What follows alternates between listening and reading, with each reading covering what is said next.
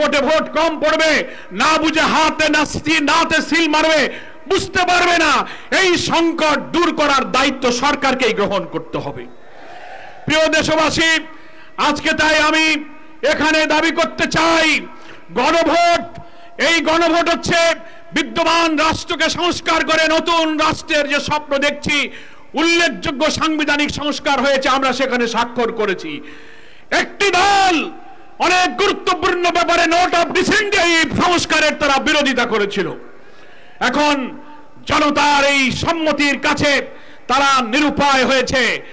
এখনো ষড়যন্ত্র করছে কি করে ভোটটা পিছায়, কি করে গণভোটটা একদিনে করে হাজারো বানানো তৈরি করা যায়, সংস্কারের সব বিষয়গুলো বানচাল করা যায়।